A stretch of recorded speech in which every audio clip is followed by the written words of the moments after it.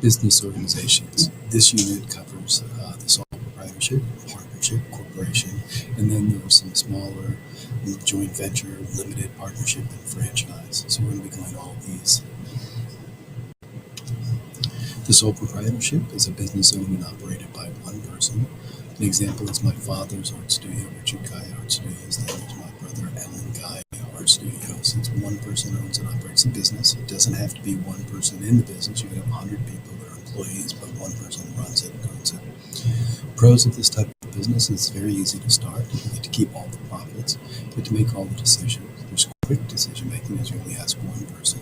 You get to set your own hours. There's pride in ownership, less taxes.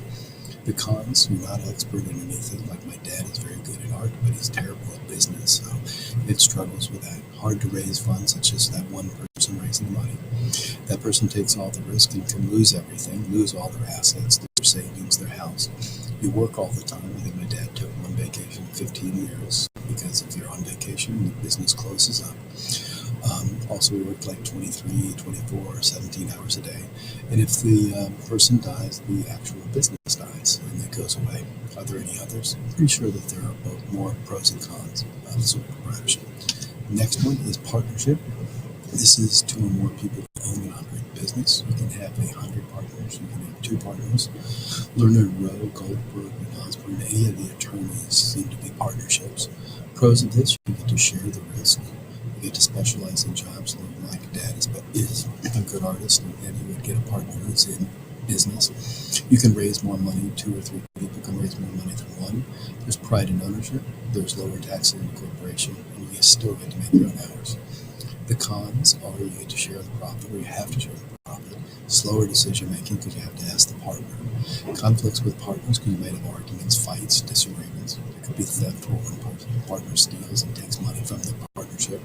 When one person dies, the partnership dies. Corporation. This is a business organization that acts and operates like a person.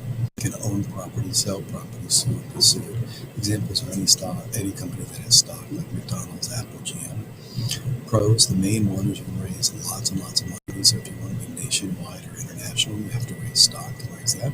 You can hire the best managers. It has infinite life, so it doesn't end when somebody dies. Limited risk. My son owns 16 shares of Hasbro, so that's the most that he could lose. And there's the pride in ownership.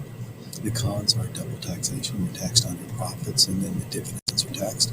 Slow decision making, poor communications, like one side doesn't know what the other side is. There could be many others. Now, other forms of business organizations, there's the joint venture. This is a temporary equal partnership for a specific purpose.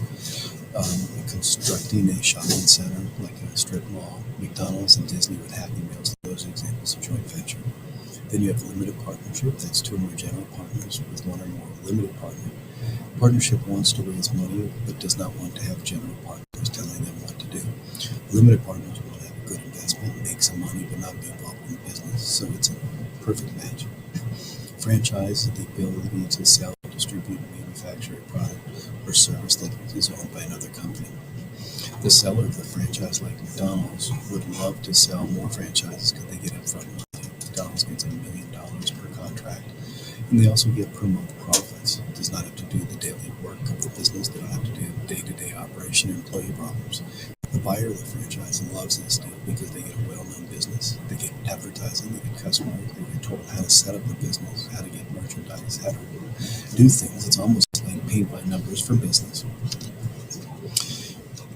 So these are the different types of businesses. So these are, you have a partnership, you've got sole proprietorship, you've got a corporation, and then the other forms are joint venture, limited partnership, and franchise. One thing about a franchise is you can have a franchise and be a partnership, you can be sole proprietorship, or you can be a corporation. If you have any questions on this, feel free to ask in class or post after the video.